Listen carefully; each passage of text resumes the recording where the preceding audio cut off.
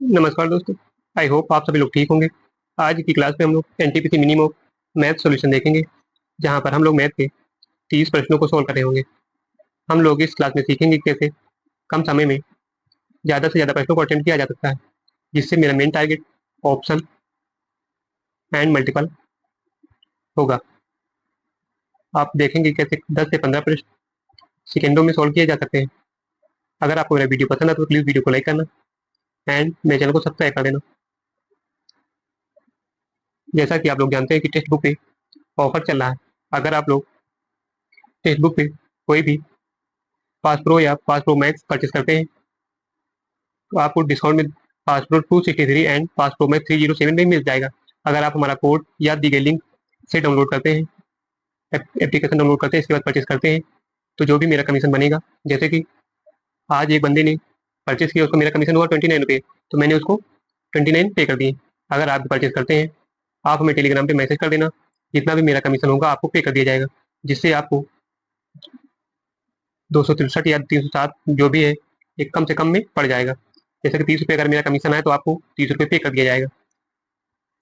अगर आप परचेस करना चाहते हैं टेक्स्ट बुक पे, तो टेलीग्राम पे इसका लिंक दिया गया है, उस लिंक से जाके आप लोग एप्लीकेशन डाउनलोड टेक्स्ट बुक को डाउनलोड करके परचेस कर सकते हैं, जहाँ पर सभी वे एग्जाम के पीवाईक्यू, जैसे एनटीपीसी हो गया, सीजीएल हो, कोई भी एग्जाम हो, सारे PYQ and other live mock and sectional mock and subject wise या चैप्टर वाइज सारे मॉक होते हैं, जिससे आपकी तैयारी और भी बेहतर हो सकती है।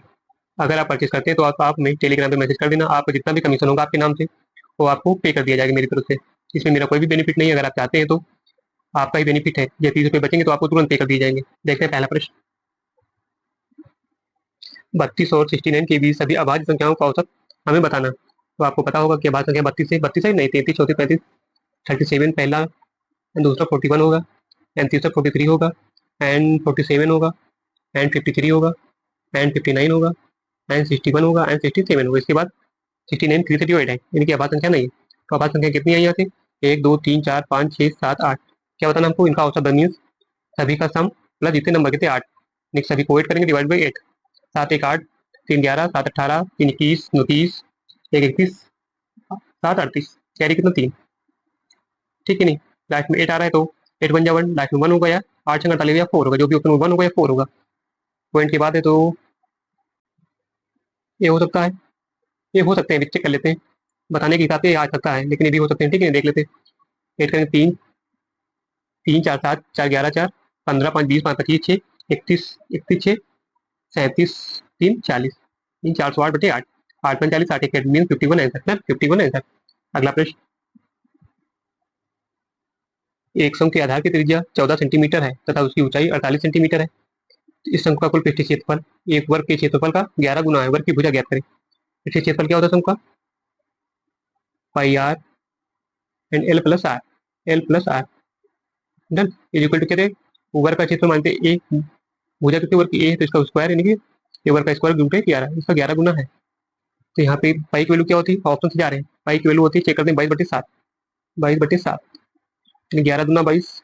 रेडियस की वैल्यू क्या होती है?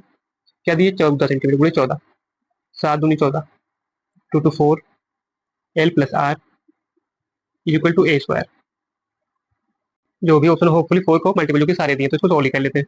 तो यहाँ पे एल की वैल्यू क्या हो जाएगी? रूट ऑफ हाइट का स्क्वायर प्लस रेडियस का स्क्वायर। रेडियस का स्क्वायर कितना है? 14 का स्क्वायर 196। एक इसकी वैल्यू निकाले एल की 196 प्लस 48 का स्क्वायर नहीं निकाला जाता। 50 से कितना कम है? 2 कम है, तो 2 का स्क्वायर करेंगे 2 अंक मिलेंगे, 2 दूनी 4।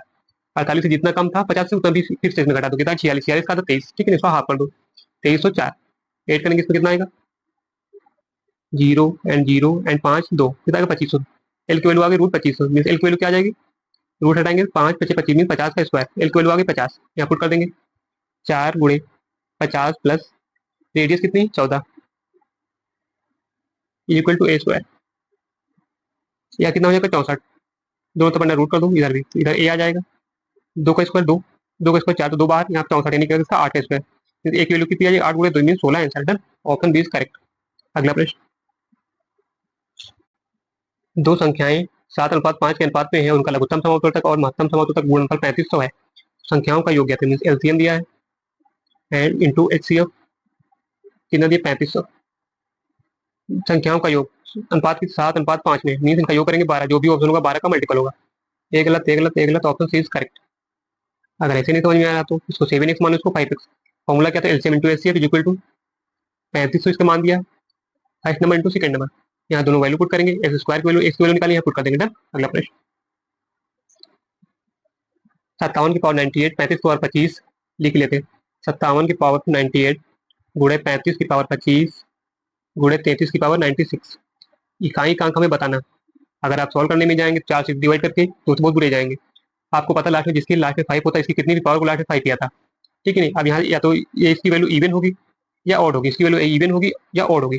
जब इवन होगी तो लास्ट में 0 आएगा, जब ऑड होगी तो लास्ट में 5 आएगा। यानी या तो ए इकाई अंक होता है या तो ए गलत, ए गलत, 0 है नहीं, तो option C is correct. Done, option C is correct. अगला प्रश्न, 6,000 की धनराशि पर 5% वार्षिक ब्याज दर पर 2 वर्षों में प्राप्त साधारण ब्याज और वार्षिक रूप से चक्रवृद्धि ब्याज होने वाले चक्रवृद्धि ब्याज में कितना अंतर, मीन सीआई माइनस एसआई बताना। टाइम टू ईयर है तो आप क्या हो तो फॉर्मूला यूज कर सकते हैं। कैसा, CI minus SI equal to principal into R upon 100 का स्क्वायर। प्रिंसिपल भी हमें दिया, ठीक है नहीं, ये वैल्यू पुट कर दो 6,000, आर की वैल्यू 5/100 का स्क्वायर, 5 दूनी 10, 1/20 इसका स्क्वायर करेंगे 6,000, 1/20 का स्क्वायर 400, 0 0 गए, 15 चौको 60, ये मैंने से कितना 15, option A is correct. Done. अगला प्रश्न,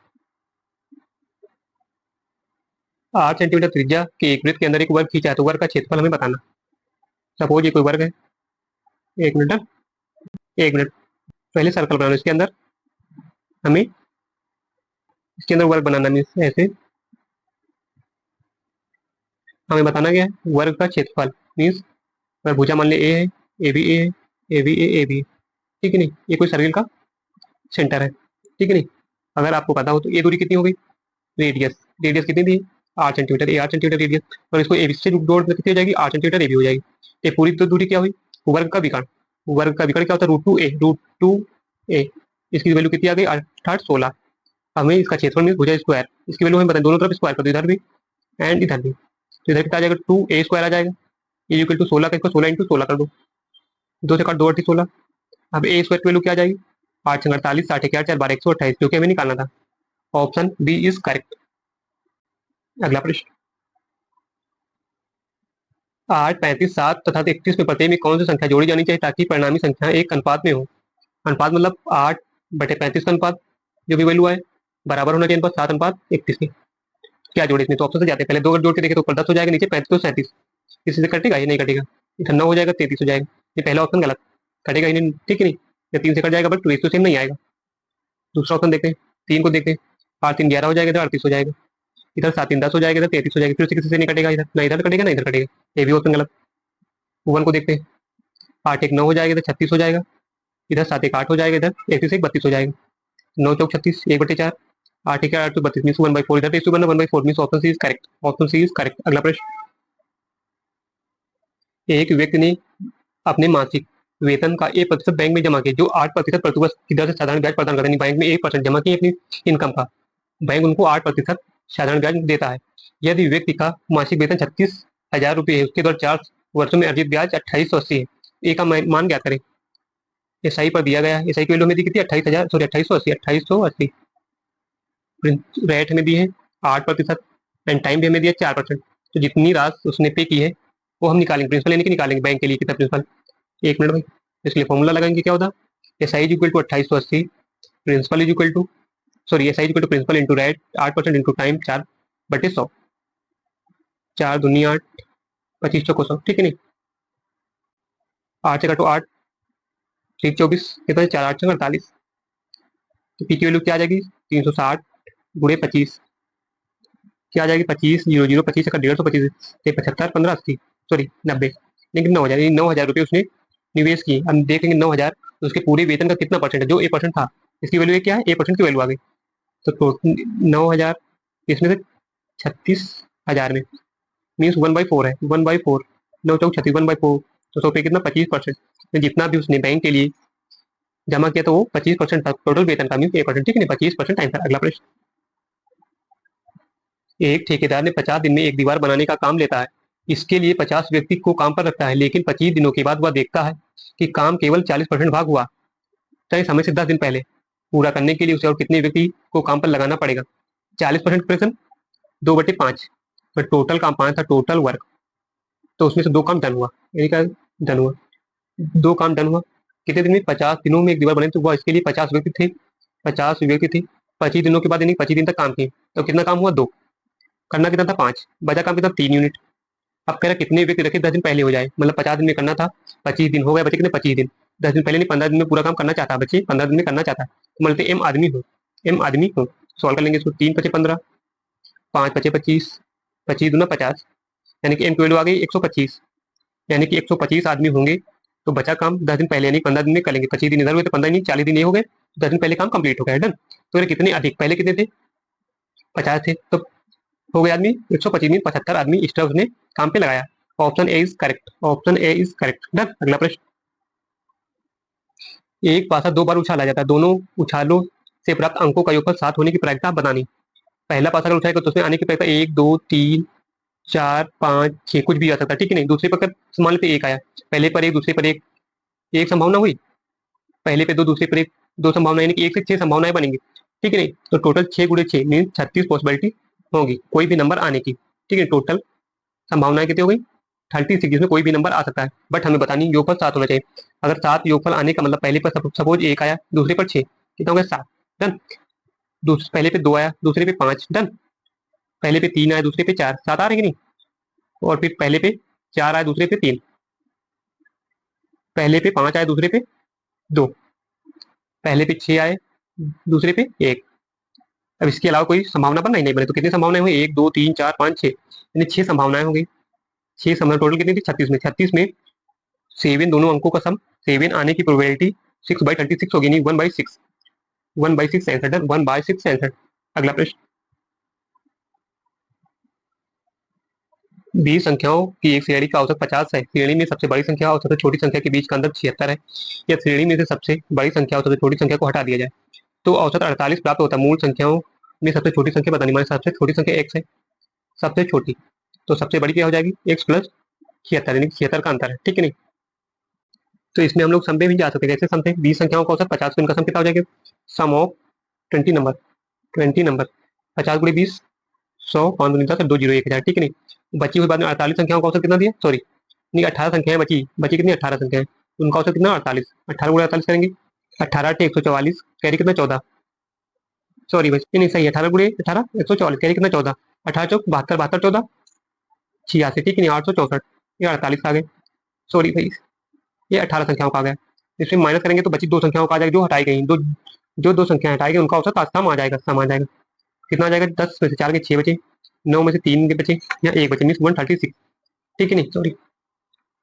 तो यहाँ से दोनों का सम निकालेंगे कितना आएगा, 2x + 76 = 136, 76 को इधर माइनस करेंगे, 2x = 0 एंड 6, एक्स की वैल्यू क्या आ जाएगी, 30, जो कि हमें निकालना था। एक्स क्या है, सबसे छोटी संख्या, एक्स सबसे छोटी संख्या, ऑप्शन सी इज करेक्ट। अगला प्रश्न,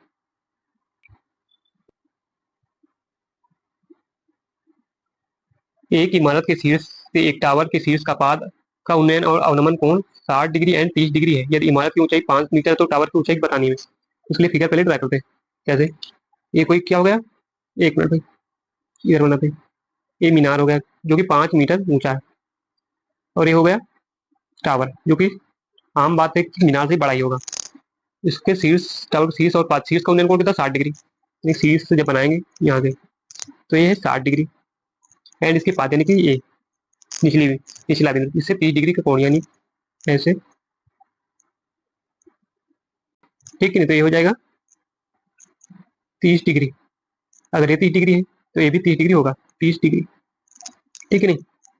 हमें बताना क्या है, टावर की ऊंचाई, यानी कि इसको मान लेते एच है, ये 5 है इतना, टोटल एच मान लेते, ये तो ये हो जाएगा h-5, h-5।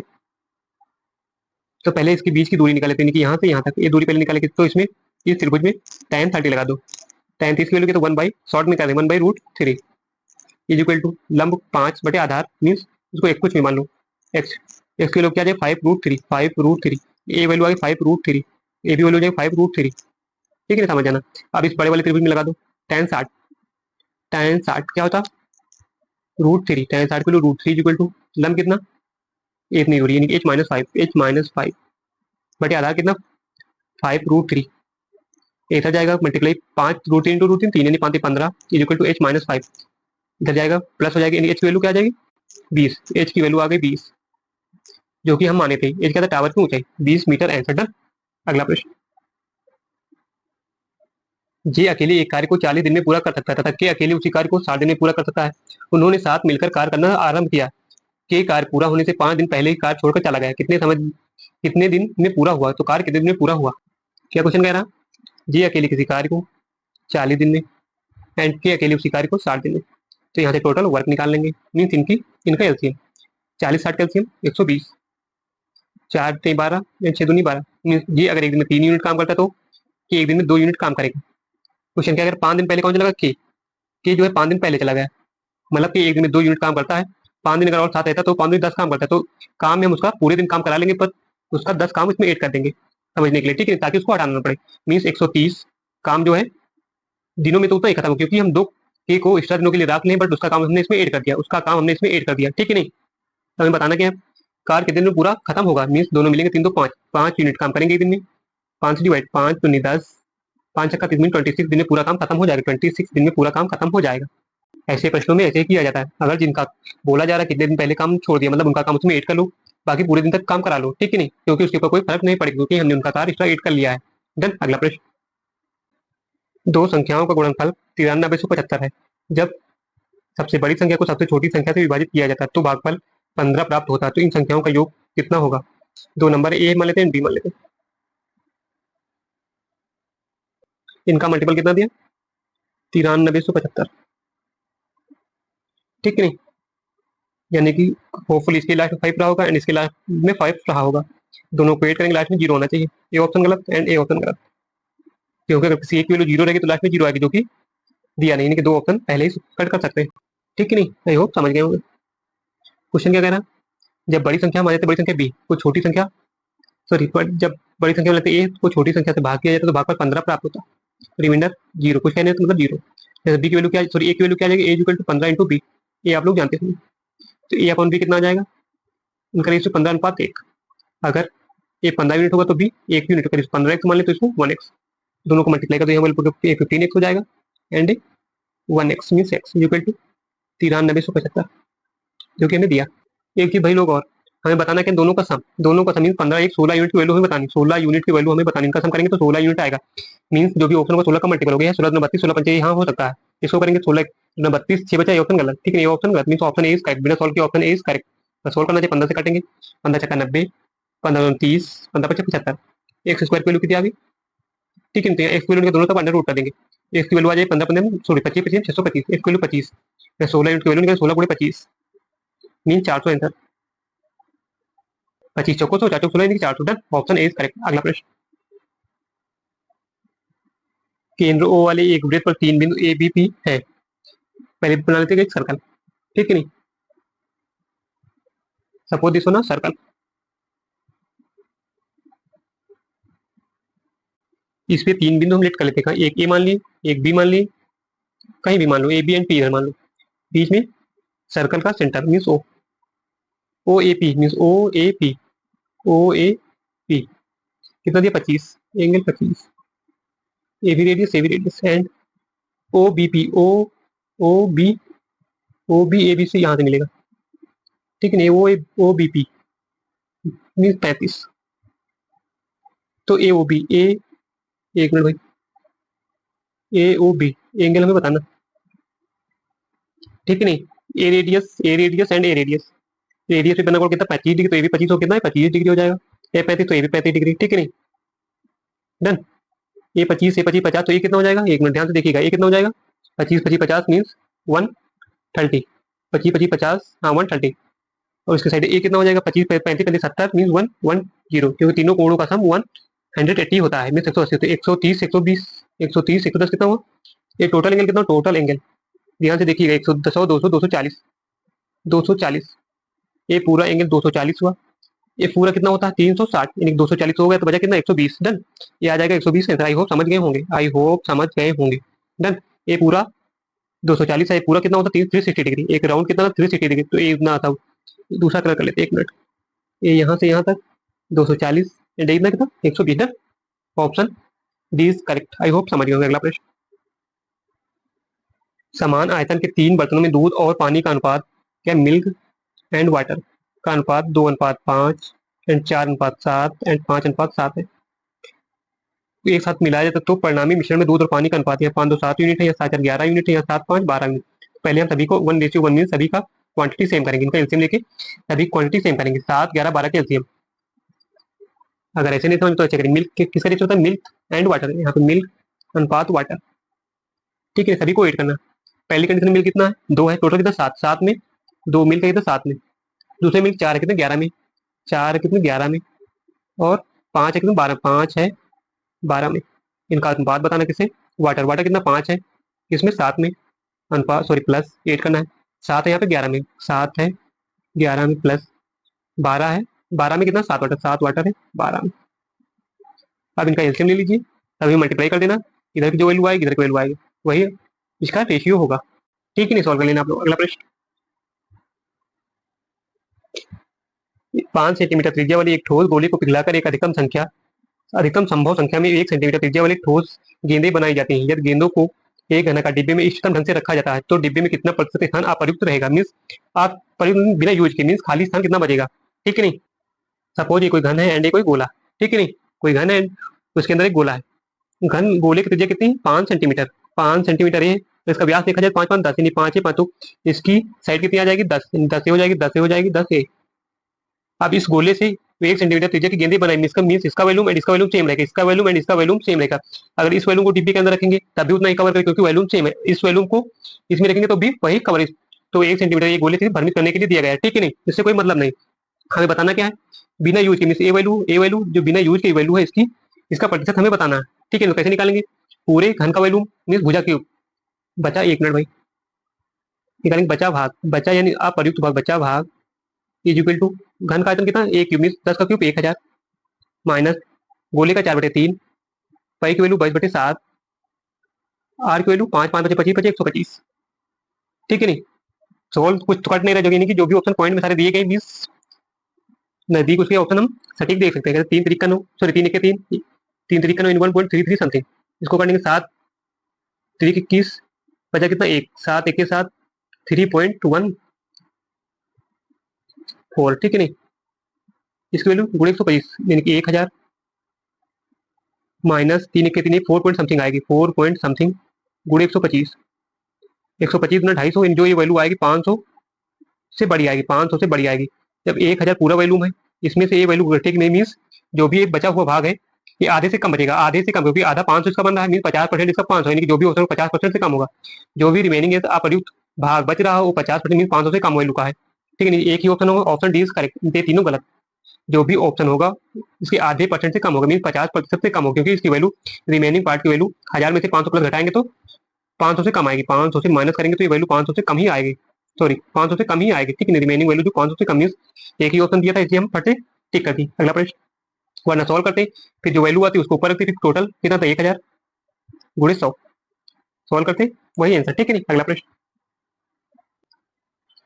4 वर्ष पहले पूजा की 1 मिनट, 4 वर्ष पहले पूजा की आयु 4 वर्ष के बाद दीपक की आयु के बराबर, मीन्स पूजा की मतलब पी 4 वर्ष पहले मीन्स P-4 बराबर थी 4 वर्ष बाद दीपक की, दीपक की आयु की 4 वर्ष के बाद से बराबर थी। आगे क्या एक रिलेशन बन गया, P-D = 448, एक रिलेशन बन गया। ठीक, दूसरा पूजा की 4 वर्ष बाद की आयु, पूजा की 4 वर्ष बाद की आयु प्रेजेंट है। ठीक है, ये परसेंटेज इनकी है, दीपक के परसेंटेज मतलब डी। 4 वर्ष बाद की आयु दीपा की 4 वर्ष पहले की आयु, दीपा की 4 वर्ष पहले की आयु का अनुपात दिया, सॉरी दीपा की 4 वर्ष पहले की आयु का अनुपात कितना दिया, इसकी वैल्यू हमें दी है 3:1, 3:1। इसको सॉल्व कर लेंगे, तो इसको सॉल्व कर लेंगे, इसकी मल्टीप्लाई इधर एंड इसकी इधर, P+4 is equal to 3D minus 12, P minus 3D is equal to minus का 16 आ जाएगा। ठीक है नहीं, तो इक्वेशन इसको एंड इसको दोनों को सॉल्व कर लेंगे, P-D is equal to 8 and P-3D is equal to 16, minus का दोनों को माइनस कर दो, माइनस यहाँ प्लस एंड यहाँ पे प्लस, P से P गया, या 3D प्लस का एंड बनेगा 2D is equal two plus का 16 में से 16 8 24, यहाँ से D की वैल्यू कितनी आ जाएगी 12, मीन्स दीपा की परसेंटेज आ गई 12, तो इनकी कितनी आ जाएगी, इसकी पूजा की यहाँ पे 12 रखेंगे, इधर जाएगा माइनस का 12 प्लस 8 20, निपुंजा किए जाके 20 एंड उनकी 12 रेशो ले लेंगे, 4 5 20 and 4 3 12 mean 5:3 answer option D is correct. Done.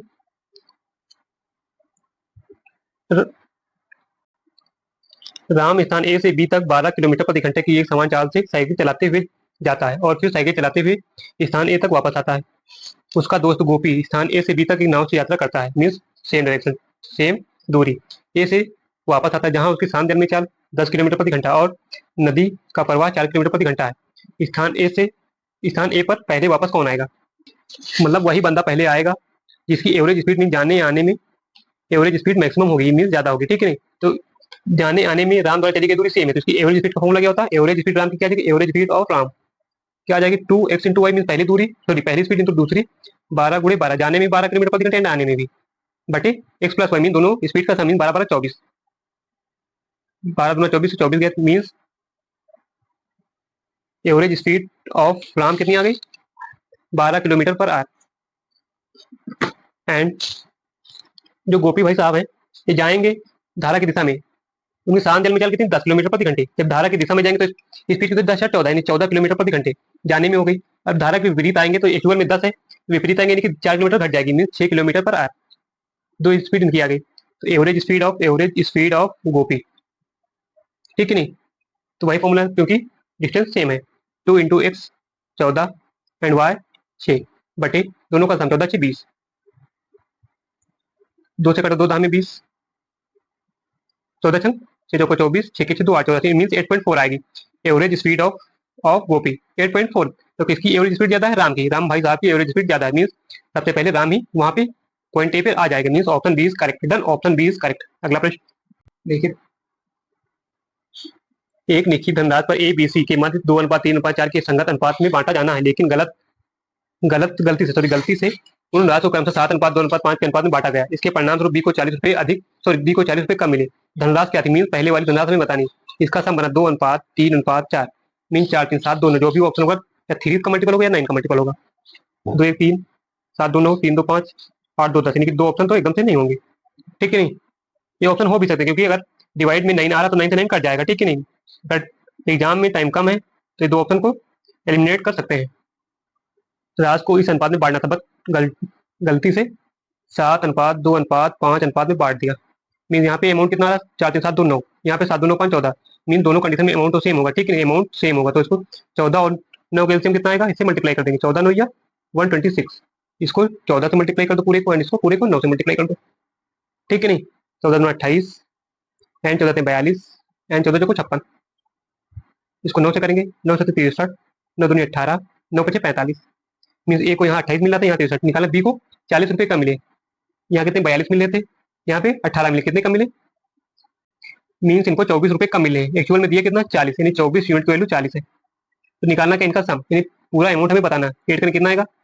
42 28 30 40 70 70 7 5 12 126, means 126 unit की वैल्यू 40 24 की वैल्यू है, बताना किसकी 126 की, ठीक है? काट लो, 6 से काटो कटेगा, 6 चौको 24, 6 के 6 सॉरी 6 दूनी 12 6 के 6 4 धाम में 40, मीन कितना आएगा 10 गुणे 21 mean 210 answer, 210 answer, option A is correct. Done. अगला प्रश्न, वह सबसे बड़ी संख्या ज्ञात की जिसे 590 908 और 1014 में भाग देने पर प्रत्येक स्थिति में समान शेषफल बचे। संख्याएं क्या थी? 590 908 एंड 1014। समान शेष का मतलब वह नंबर वही होगा जो ये दोनों का डिफरेंस, इन सभी में डिफरेंस या इन सभी के डिफरेंस का एलसीएम हो। 590 और 908 का डिफरेंस कितना आएगा? यहाँ 318 डिफरेंस आएगा, ठीक है नहीं? एंड 908 और 1014 का 106 आएगा, ठीक है नहीं? और इनका डिफरेंस कितना आएगा? 424। या तो इन तीन नंबर में से कोई इनका यानी वह संख्या होगी या इनका एलसीएम। ऑप्शन में 106 मिला, ये हो सकता है, ठीक है नहीं? और इनका एलसीएम निकालेंगे तो ज्यादा बड़ी संख्या, यानी कि option A is correct, option A is correct. Done. वर्ष 2000 एक मिनट, वर्ष 2001 से 2006 के दौरान वेतन का अनुपात और वे प्राप्त हुए, हमें बताना कि वर्ष 2001 से 2006 के दौरान वेतन का अनुपात और प्राप्त वर्ष में वे से अनुपात हमें बताना। तो यहाँ से वेतन को हम लोग ऐड करेंगे, सभी वेतन को ऐड करेंगे, यानी ये वैल्यू कितना आएगा?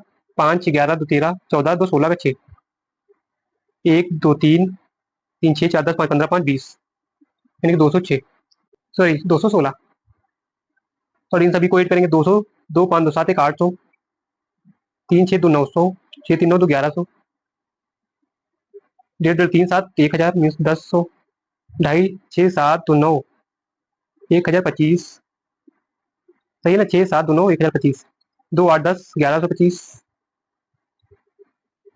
इसको ऐड करेंगे 100, 850, 950, 1025, 1025, सभी को ऐड करेंगे, ठीक है, सभी को ऐड करेंगे, 5 5 10 का 0, 5 2 7 2 9 1 10 का 0, 8 1 9 1 10 और 1 11 का 1, 1 2 3 4 5 और 1 6 मीन्स 6100, 6100, 2 जीरो यहाँ से कटे, 2 जीरो यहाँ के मीन्स 61, ठीक है नहीं, यही आंसर नहीं, ठीक है नहीं, जो भी ऑप्शन हो बट इसी हो रहा है आंसर। अगला प्रश्न, ए बी सी किसी व्यवसाय में 75,500 की धनराशि लगाना स्वीकार करते हैं। ए बी से 3500 अधिक लगाता, बी सी से 4500 अधिक, कुल लाभ 45,300 है। ए का कितने धनराशि मिली? ए है एंड बी है एंड सी है।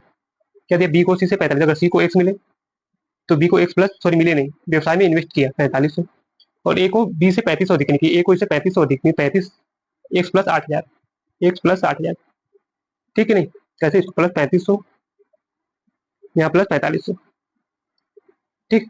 अगर तीनों को ऐड करें कितना आएगा? X x x 3x plus 8 4 12,500, total investment हो गया। एक्चुअल में दिया कितना? 75,500, 75,500, ठीक है नहीं, तो यहाँ से 3x, ये उधर जाएगा 12,500, 500 2 जीरो 3 जीरो 6 एंड 63,000 बचेगा, 3 से काटो, 3 दूनी 6, 3 एक 3, 3 जीरो मीन्स एक वैल्यू आ गई 21,000, मतलब सी ने 21,000 का निवेश किया, इन्वेस्टमेंट, ठीक है नहीं, एंड इसने क्या 21,000, 25,500, 25,500, इसने किया कितना? किया 21,000 प्लस 8 यानी कि 29,000, 29,000, 1 जीरो 2 जीरो 1 जीरो 2 1 2, तो इनके इन्वेस्टमेंट का रेशियो कितना आ गया? 290 अनुपात 255 अनुपात 210, 5 से काट लो, 5 पचे 25, 5 अठे 40, 5 पचे 25, 5 अठे 5, 5 24, 5 दूनी 10, मीन्स टाइम तो सभी का सेम है। जब टाइम सेम हो तो इन्वेस्टमेंट का रेशियो ही प्रॉफिट का रेशियो होता है।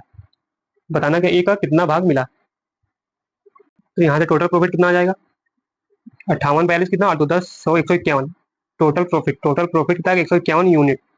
यहाँ एक्चुअल में दिया कितना? 45,300, 45,300 दिया, बट आया कितना? 151, निकालना कितना? ए का प्रॉफिट 58 यूनिट की वैल्यू, 58 यूनिट की वैल्यू, ठीक है नहीं, इसको 3 बार ले जाओ, 453 आएगा, 300, 58 गुणे 300, 3 अठे 24, 3 पचे 15 4, सॉरी 3 पचे 15 तो 17, 174 2 zero, profit of A, profit of A 17,400, option C is correct. अगर मल्टीपल से जाते तो जा सकते, क्योंकि इसका जो भी ऑप्शन होगा 58 का मल्टीपल होगा, 3 गुना देखो यही है, ठीक है नहीं, 58 दूना 116, 50 50, ये ऑप्शन गलत, ये गलत एंड ये गलत, ठीक है नहीं, ऑप्शन सी इज करेक्ट। अगला प्रश्न, निम्नलिखित आंकड़ों की माध्यिका हमें बतानी। माध्यिका निकालने के लिए पहला स्टेप क्या होता है? स्टेप फर्स्ट, दिए गए नंबर को मीन्स दिए गए डेटा को या तो असेंडिंग ऑर्डर में लिखते हैं या डिसेंडिंग ऑर्डर में, यहाँ असेंडिंग ऑर्डर में लिखते हैं। सबसे छोटा इसमें क्या है? 12.5, 12.5, यहाँ तो 12.5, इसके बाद 13.5 कॉमा 13.5, इसके बाद 116, 116.6, 116.6, इसके बाद 118.7, 118.7, इसके बाद 114 भी है, यहाँ पे 114 ले लो, 114.1, फिर इसके बाद 121, 121.3, इसके बाद 129.75, यहाँ से आ जाए 129.75, इसके बाद 136.6, 136.6, ठीक है नहीं, नंबर कितने हैं? 1 2 3 4 5 6 7 8, नंबर एन की वैल्यू कितनी? 8, जब एन की वैल्यू 8 हो मीन्स 1 2 3 नंबर इधर का हटा दो, इस 1 मिनट, तीसरा नंबर तो ये हटा दो, 3 नंबर 1 2 3, जो भी ऑप्शन होगा 116 और 118 के बीच का होगा, 116 एंड 118 के बीच का होगा, 118.7 ये गलत, 116.6 से ज्यादा होगा, ए गलत, ए गलत, ऑप्शन डी इज करेक्ट। और सॉल्व करना चाहे नंबर ऑफ, कितनी नंबर ऑफ डेटा कितनी? 8 मीन्स इवन, क्या होता है? n/2, th term plus n/2, एथ n/2 प्लस 1 एथ टर्म बटे 2, n/2 की वैल्यू मीन्स 8 बटे चौथा पर कितना? 114, सॉरी 116.6, n/2 में 4 प्लस 5 पर 118.7 बटे 2, सॉल्व करेंगे तो 117 आएगा। अगला प्रश्न, एक व्यक्ति की मासिक आय 27,000 थी, उसका मासिक व्यय 18,000 था, अगले वर्ष उसकी आय में 28% का वृद्धि हुई और उसके व्यय में 14% की वृद्धि हुई, उसकी बचत में प्रतिशत वृद्धि बतानी है। Income minus expenditure equal to saving होता है, आपको पता होना चाहिए। इनकम कितनी 27,000, 27,000 माइनस एक्सपेंडिचर कितना 18,000, तो सेविंग कितना आ जाएगी 27 में 18 9,000। इसकी इनकम में 28% की वृद्धि प्लस 28% एंड एक्सपेंडिचर में 14% की वृद्धि प्लस 14%। जो वैल्यू यहाँ आएगी फिर यहाँ दोनों का डिफरेंस निकालेंगे, यहाँ पे सेविंग आ जाएगी। अब देखेंगे सेविंग कितना अधिक है, जितना अधिक होगा वैल्यू ऊपर रखें बटे 9,000 गुणे 100 कैलकुलेट करेंगे एंड यू गेट आंसर। अगला प्रश्न, यदि एक वृत्त की जीवा की लंबाई जो अपने एक सिरा पर खींची गई इस पर रेखा से 45 डिग्री का कोण बनाती है 6 सेंटीमीटर है, इन जीवा की लंबाई 6 सेंटीमीटर, तो वृत्त की त्रिज्या हमें बतानी। ये कोई सर्कल है, एक मिनट, ये कोई सर्कल, चलो छोटा सा कोई सर्कल है, ठीक है नहीं। सपोज ये कोई स्पर्शी की, ये कोई स्पर्शी, ठीक है नहीं, जिसकी लंबाई यहाँ पे कोई जीवा है, ऐसे मान लो ये कोई जीवा जिसकी लंबाई मेरी कितनी 6 सेंटीमीटर, जीवा की लंबाई 6 सेंटीमीटर। ये कोई सर्कल वृत्त का मान लो ओ, इसको इसको मिला दे, इसको इसको, यानी कि ए भी रेडियस होगी एंड ए भी रेडियस होगी जो कि हमें निकालना, और स्पर्शी से बना कोण